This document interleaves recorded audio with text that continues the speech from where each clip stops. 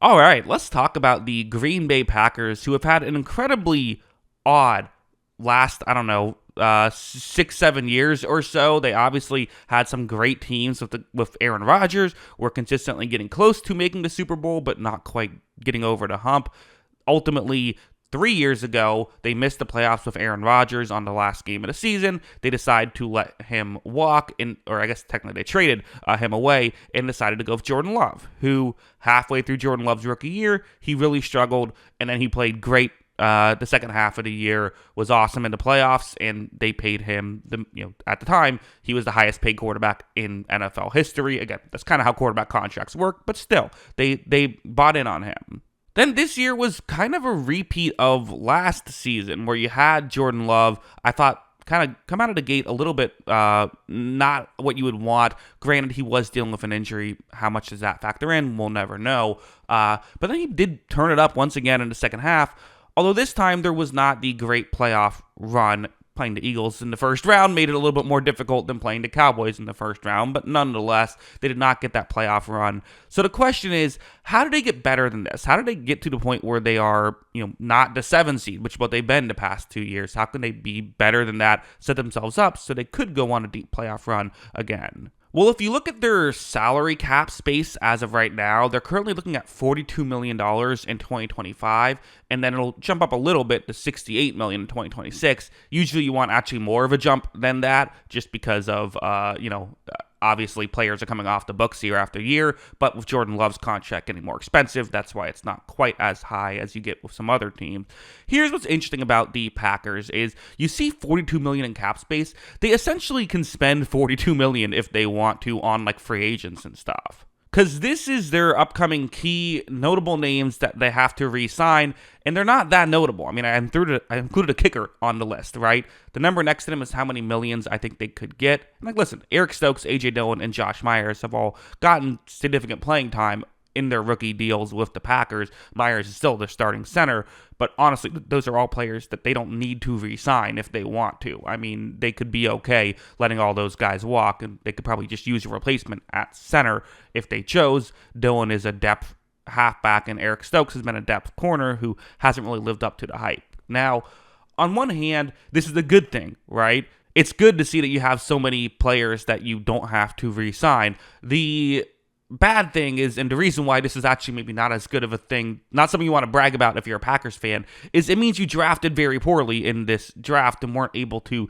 get enough good players to succeed. But the good thing, the silver lining of this is, well, now essentially this whole draft is getting off the books. You've gone through this cycle and you can kind of reset a little bit. So that's good to see. Obviously, drafting is always a huge part of how teams can, get better. The Packers do have most of their draft picks. They don't have a 7th, but other than that, they do have picks. They'll be picking once in each of the first 6 rounds. So that's kind of where they're at there. So what do the Packers do? To me, this is one of the teams that makes the most sense to try for a Myles Garrett type of player. Now, Green Bay kind of historically will have the conversations, but will ultimately decide not to pull the trigger on a big move like that.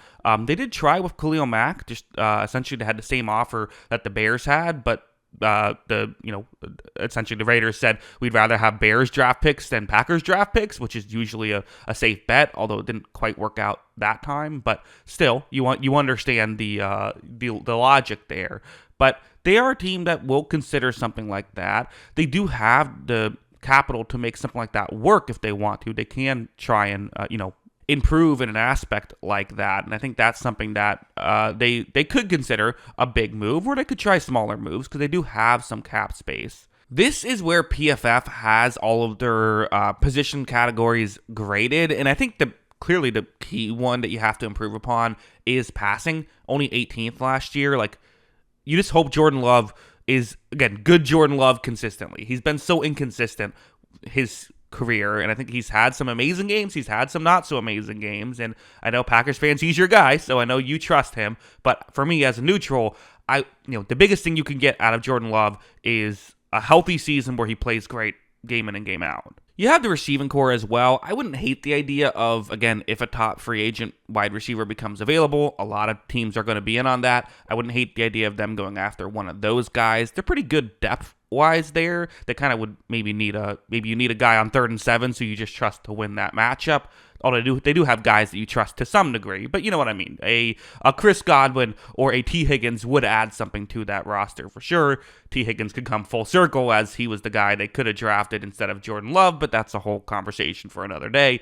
The run blocking wasn't great, but they still ran the ball really well with Josh Jacobs, and the pass blocking was great. So I don't know if there's any major changes you want to make to the offensive line, other than I think improving center would help, and that should help the run blocking. And then for defense, PFF was not crazy about their front 7, 24 from run defense and 17th in pass rush, but when you're a top 5 coverage unit, you're still going to be able to have a pretty good defense. So perhaps adding someone there and maybe making some small moves as well. Or adding Myles Garrett there and making a big move. Both are things you could consider. But of course, for Green Bay, what do I expect from them? I expect them to do kind of what they typically do, which is let's not go crazy in free agency. If there's a player available that we like and fits our system, we'll take a swing at him. But for the most part, they're probably going to simply just try and build through the draft like they tend to do. And the good news, like I said, is that, well, you're having some not so great draft picks come off the books here, which means that, you essentially, because the thing about draft capital is one of the best things about nailing a draft pick is you now get 4 years of cheap production from a good player. They essentially got 4 years of cheap production from not great players, so they wasted that advantage. Now you can hopefully start to get a bit better advantage by doing that. You're essentially not losing anything, and that's in some ways how they could get better. Is other teams have these key free agents they have to try and figure out how they sign and how they do this. The good news about blowing a draft is, well, you don't have to worry about that as much in 4 years down the line. So we'll see what they do. But for me personally, I think I make the small moves. Again, if a great receiver becomes available, sure, go after him. If not, let's just improve that front 7 a little bit and maybe draft a guy in the first round at wide receiver, which is also not what they like to do, but that's what I would do. But yeah, again, you can't just draft one just to draft one too. Has to be the right player. But yeah, those are my thoughts. What are yours? Let me know in the comments below. Always love hearing from ya. And of course, as always, thanks for watching.